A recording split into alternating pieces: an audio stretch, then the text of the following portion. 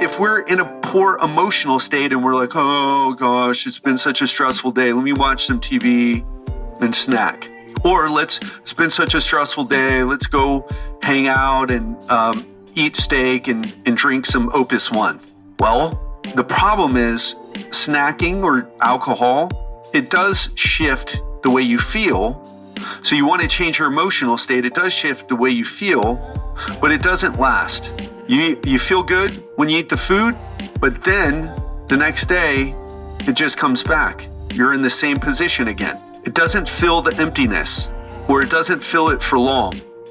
Welcome to the Legendary Life Podcast, where it's all about taking control of your health, losing fat, transforming your body, and living the life you deserve with celebrity fitness trainer and longevity enthusiast, Ted Rice.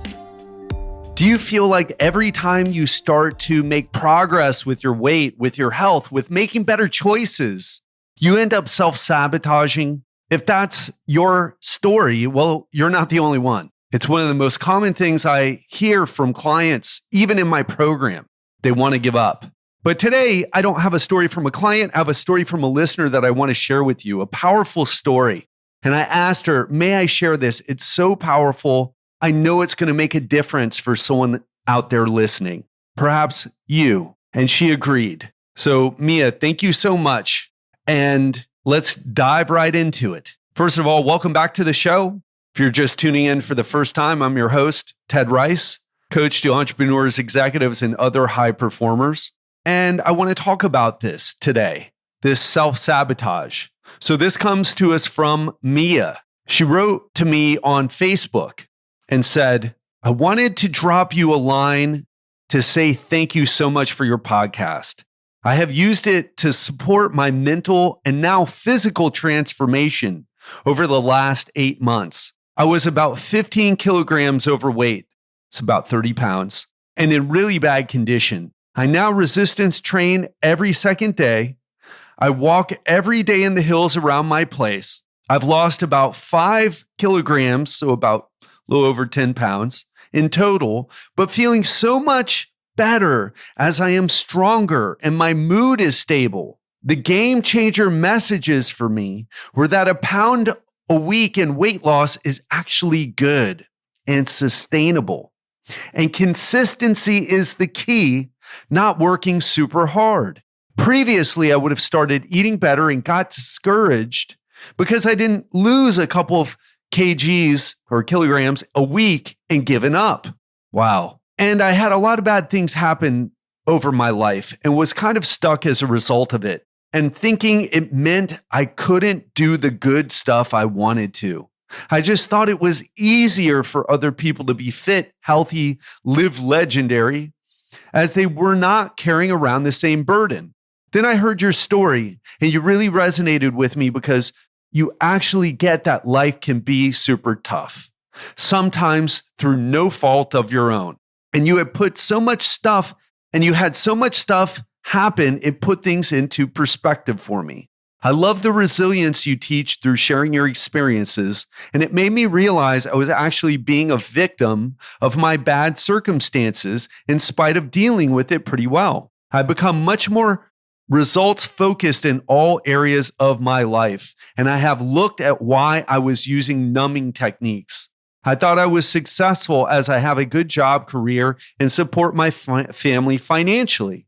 But actually, a lot of other areas in my life were out of balance. That is an ongoing challenge to keep things heading in a good direction and in balance, and you provided some great tools on that recently. My kids have also suffered a lot of trauma, so your talks have helped me with some aspects of their support and recovery. I felt it was all a bit hopeless at some point, raising kids with so much trauma. So seeing the way you have managed your life has given me reassurance they can get through it with the right tools. I often listen to your podcast in earshot so they pick up on some of your ideas, especially my oldest son who has PTSD. So I really want to just thank you so much for sharing your story and to let you and the team know that your podcast for me has been life-changing. I hope the business transformation is going well and you're enjoying a much deserved break. Wow, that got me. So this was sent to me a while ago by Mia. And Mia, if you're listening right now, thank you so much, because I love my business, coaching executives, entrepreneur, coach for entrepreneurs and executives.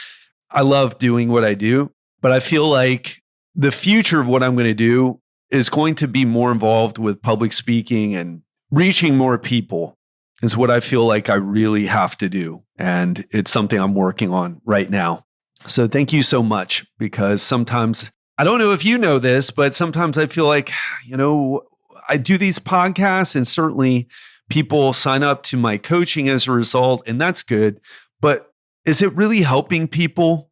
Is it making a difference? Not for the people who end up working with me, but for people who come to this podcast and maybe they're not an entrepreneur or an executive or identify as a high performer, but do they take something away from this and actually put it into play into their life, put it into action?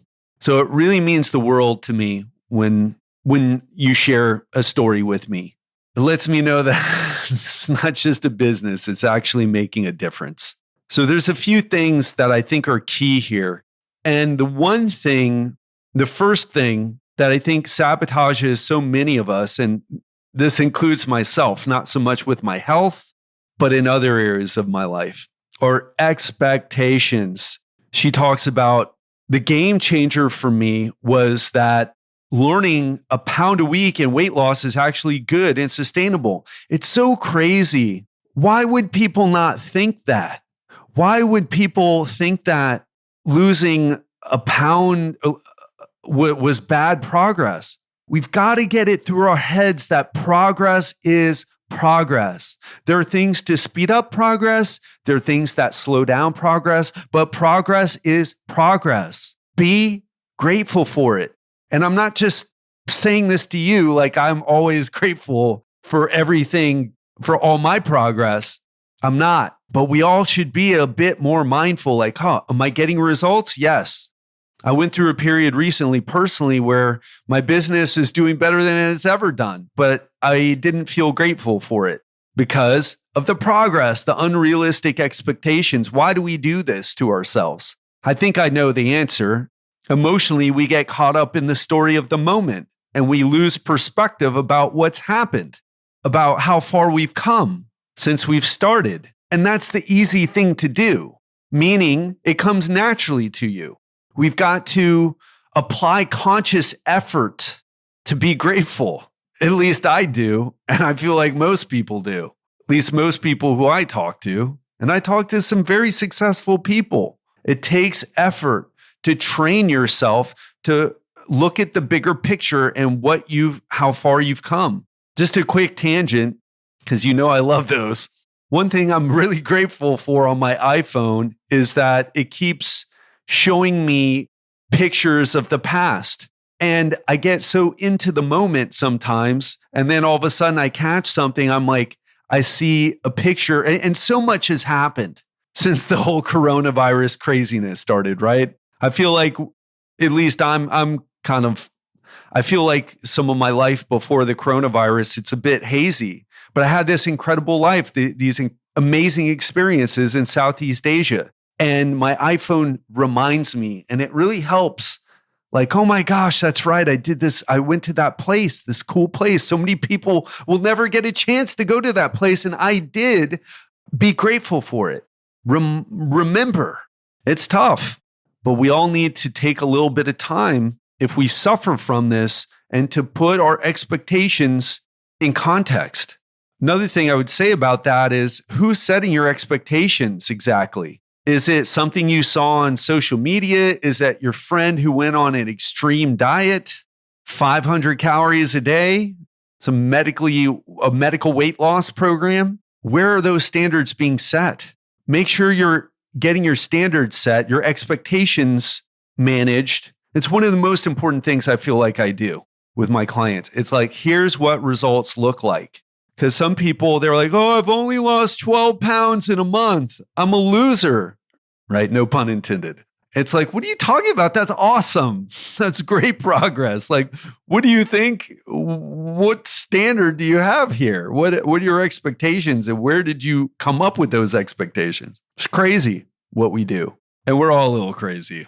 The second thing is consistency is the key, not working super hard. I got stuck in this when I was younger.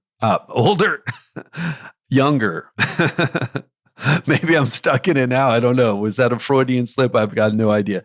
But I got stuck in this when I was younger in the gym, right? I got to really train hard. Now I'm like, what I teach my clients and what I do myself, you don't have to train as hard as you think, but you've got to be more consistent than you think. You don't have to, I'm going to say that again. You don't have to train as hard as you think or diet as hard as you think, but you need to be more consistent than what you think is okay. That's a huge mindset shift. We've got to get away from, I'm going to do this workout. It's going to be great. I'm going to make up for all that lost time. No, you're not. You're not going to do jack fucking shit with that crazy workout except be sore for the next week and have to skip more workouts. Doesn't do anything for you. It's about consistency. I want to even share a secret with you. When I get someone who's really deconditioned, they're a few months or maybe even a year behind on their workouts, you know what I have them do? I have them do as many short workouts as I can in a week. So I'll have people do one set and I'll have them do it every day. You're coming back from some time off? Do that. Don't do the idiot thing that I've been guilty of this too. So I'm not calling you an idiot, but it's this mentality, this approach that's idiocy is crush yourself with a workout because you're so motivated to get back in shape, except you just end up sabotaging yourself because you're too sore to hit any more than that one workout. Start with one set and do it every day. One set of each muscle group, do it every day. It'll take you 10 minutes and you'll see fast progress. And the very next week, you can bump it up. So another thing I want to talk about here is I've had a lot of what Mia says, I've had a lot of bad things happen in my life. I was kind of stuck as a result and thinking it meant I couldn't do the good stuff I wanted to. Oof. Does that hit home for you? That hits home for me because I've been there. When I was 19, and I know this might sound silly to you, but I thought my life was over. It was a big fucking deal when my brother was kidnapped and murdered. They found him in pieces of him in flower pots, 3 different flower pots. Believe me, that changed the way I looked at the world. And I thought things were over for me. The benefit I think that we have when we're young is that we've got so much. I mean, when you're 19, you've got so many more years ahead of you. I didn't have someone pep talking me. I didn't listen to a podcast. I didn't get into personal development until a bit later. I think by sheer man, I've got a lot of years left here. I better learn how to pull myself together. But when you get older, I think it's a bit more challenging. To be honest, I mean, I think about my brother, but I don't think about him that much. I don't think about him as much as I do my dad who passed away recently, or my sister who committed suicide in 2012. That was 10 years ago. My brother, it was 20 years ago. So what I'm saying is this, it's easy to get stuck. And I really do believe as we get older, it's harder to feel good for many of us. What do I mean by that? Well, you have more chronic pain in your body or more likelihood of having chronic pain in your body. The longer you're alive, more bad things are going to happen to them. I mean, how many bad things have happened? How many negative things have happened to some of the people that you care about in your life? How many friends have died? I don't want to get all negative here. What I'm saying, though, is that we've got to find a way to pull it together and create a better life no matter what happens, because that's all we have. There is no right time or wrong time. There's only lifetime. And one thing that I've seen, and this happened to my dad, is he ended up in his last days looking back on his life and realizing how much of it he wasted being stuck on things that he couldn't change. So you can't change the past. And it's normal to feel a bit fucked up by things that have happened to you, a bit sad, a bit anxious, a bit depressed. That said, we have the rest of our lives ahead of us. Don't be that person. At the end, you finally realize, ooh, I could have done this differently. I didn't have to just sulk and piss and moan. I could have gotten my shit together and went in and lived life how it's meant to be lived. I almost think that has something to do with expectations too in the West, because I'll tell you something. Someone asked me this. Actually, many people have asked me this. Why do you keep traveling? What are you doing with this traveling thing? Why do you keep bouncing around?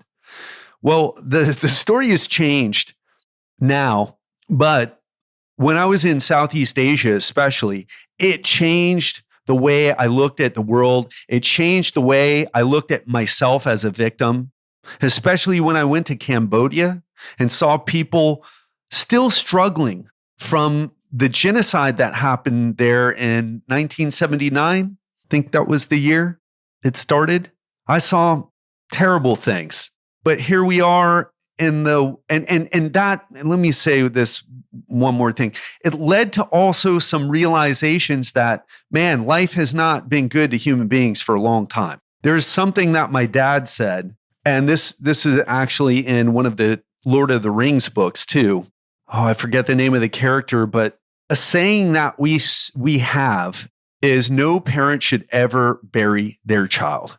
Hard to disagree with that, but here's reality. If you look at the infant mortality rate, and I forget, sorry for this, but I forget exactly what infant mortality is. I believe it's when children die before the age of 5.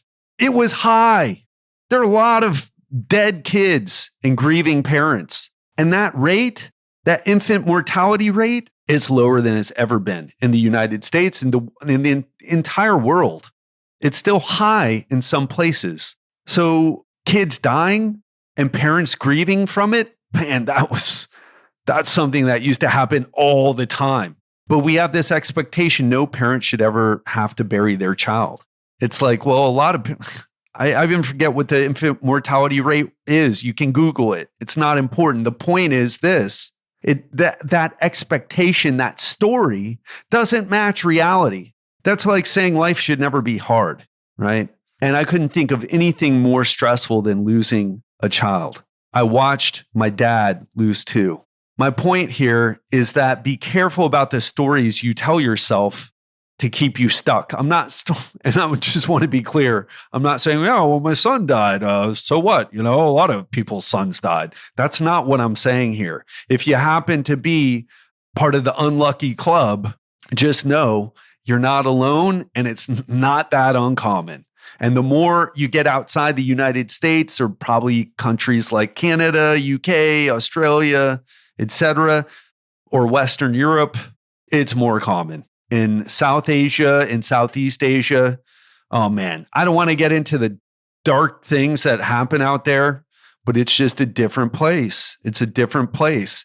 And it ends up changing your expectations and what you think is, it hits you hard because then you realize many of us have this Disney-like view. And I love Disney, or at least the movies. I'm not talking about the corporation. I love the Disney World and I love the Disney movies. I grew up on them, especially the ones from the 70s and 80s. But it's not real, right? It's not real. And we have this very disconnected view of what has happened to people in the world. Even though we know history and we watch things on TV, but then when something happens to us, we act like, oh, I'm super unlucky. That doesn't happen to anyone else. So I'm going to get off the pulpit now here. But the point is this, bad things happen. Hopefully they don't happen to you. But no matter what happens to you, you got to find a way to push forward, no matter what. That's all there is, especially if you're a parent. Your sadness, your depression, your inability to pull your act together will drag your children down. And I know as a parent, you don't want to do that. And no, I'm not a parent, but guess what? That's what happened to me because that's what my parents did to me. And that's what I'm struggling with now. Your children's shoulders aren't built to bear the burden of your weakness. Not saying you need to change overnight, but be as strong as you can and strive to be stronger. Then she talks about the numbing techniques, why I was numbing. So important here. I had a conversation with a client just last night, and he's a very successful client, sold his business recently, You know what that means. Millions of dollars in cash in the bank. And he was struggling. Now he's getting results. He's done well, but he's had these periods of he's been with me a few months now. He's had the first month was he lost like 10 pounds. Second month stayed at the same weight for the entire month. And finally, in the third month, we're making progress again. And what he was trying to ask me, he was saying, I just can't figure out what I did the previous year where I got in such great shape and lost all that weight. I can't figure out what it was. And I said, from what you've told me, Paul, has nothing to do with the strategies. The strategies, you just choose the foods that are filling, that fill you up and that keep you in a calorie deficit. And then you hit the gym and try to lift and try to do more reps and more weight. I mean, that is really body transformation in a nutshell right there. What makes it so difficult is when we're not feeling good about our lives, when we have an emptiness inside. And during the call last night, he said, you know what? Because I always ask at the end of the call, what was the big takeaway for you today? And what he said was, I was asking the wrong question. I was asking, how do I watch TV and not snack when I should have been asking myself, what do I need to do to feel so good that I don't have the desire to snack, even if I end up watching TV? Does that resonate with you? Do you get that?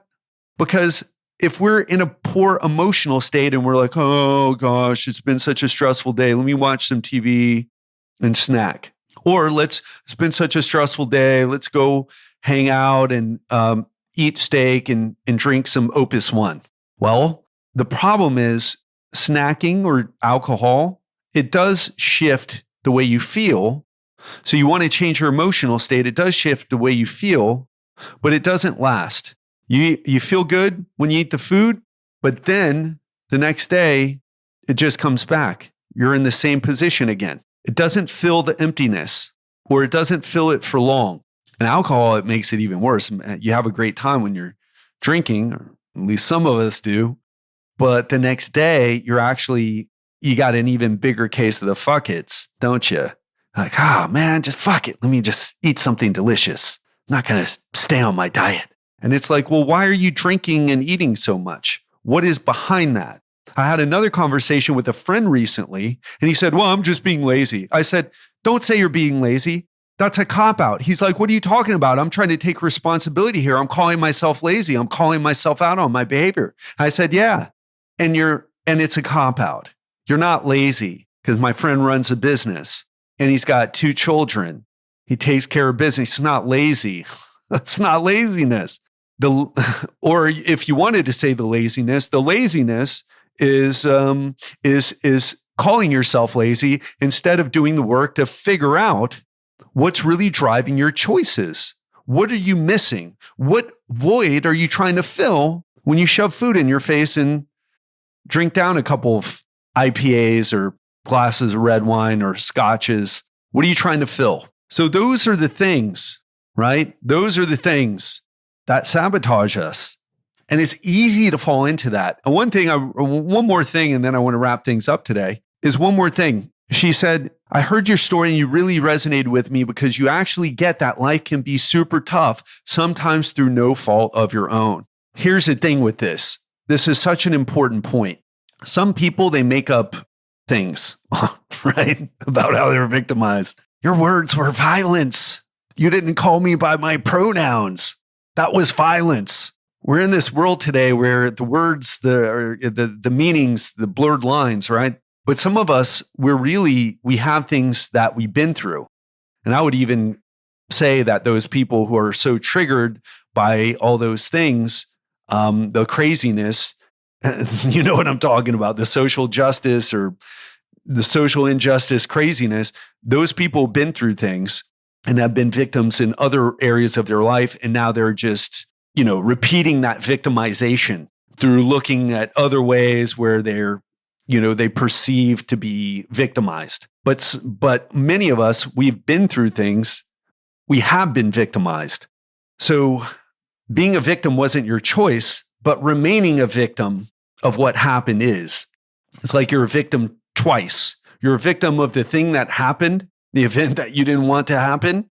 And then you're a victim of the story that keeps you stuck.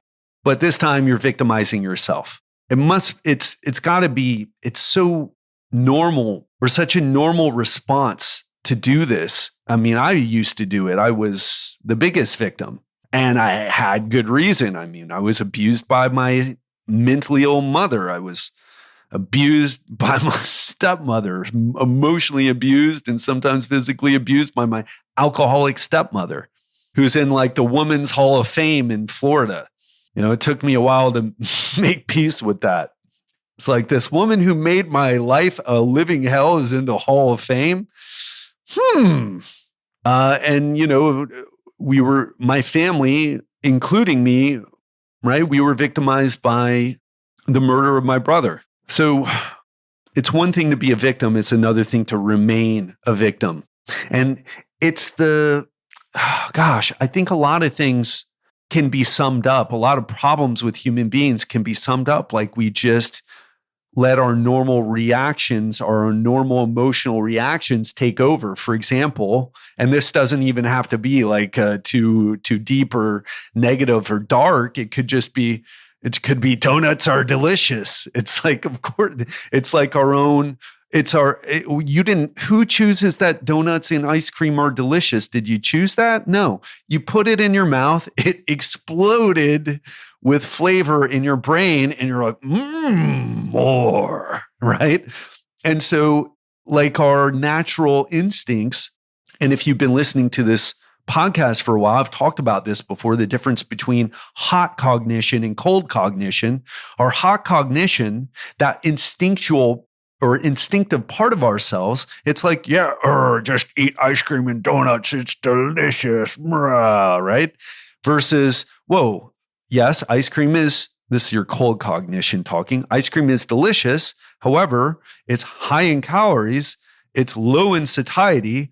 If I engage in eating ice cream too much, I'm going to put on weight and then I'm going to see myself in the mirror, feel really bad. My clothes aren't going to fit. I'm going to feel bad about that too. So we got to balance things here, folks. So we've got to start to realize our patterns, those automatic patterns that we have in response to food, in response to negative events. Oh gosh, I mean, in response to getting a flat tire on the way to work, whatever it is, a fire, the so-called fires, dumpster fires, as one of my clients call them, that come up in your business, not real dumpster fires, by the way, but the metaphorical ones that need to be addressed so that your business can continue and not go up in flames, metaphorical flames. So we've got to start to become aware of our instinctive responses, our automatic responses. And we just have to ask ourselves, is this serving me? Yes or no? And if something isn't serving you, then that's an opportunity to change it so that your experience of life is better. And guess what? That's hard fucking work. Oh my gosh, I'm still working on that. But it can be done. It can be done. So if you're in a pattern of sabotage, you can pull out. But if you're having trouble doing it on your own, you're going to need some help. And man, I've needed some help in my life. I just signed up with another psychologist. I've tried 3 recently, and the first 2, they just wasn't working for me, their approach. But this third one, I felt a difference from the first session. She's got me taking cold showers and listening to books. She's given me a lot of homework to do. And I think and this is kind of a bit of a tangent, but I think it's still important. It does come down to the work that you do. Even if you're in therapy like me, or you're seeing a coach, I've got a business coach. I got 2 business coaches, actually. A story for another time. If you haven't heard that story before, I've got a psychologist who I'm seeing. So we need others to help us if we're not getting it done on our own. And that those others, it could be books, it could be podcasts. All those things are great. Invest how you can, when you can, but just know that working with the best people you can find is the fastest way to achieve whatever type of result you want, whether that's in your business, whether that's with your health, whether that's in your relationships. That's what I want to leave you with. I hope this one hit you hard. Mia, thank you so much for your message. Really appreciate it. Really means a lot. Means a lot to me. Very appreciative. All right, that is it. Have an amazing weekend, and I'll speak to you on Monday. Thank you again for listening to the Legendary Life Podcast. We have some amazing episodes coming your way, so make sure to hit that subscribe button if you haven't already.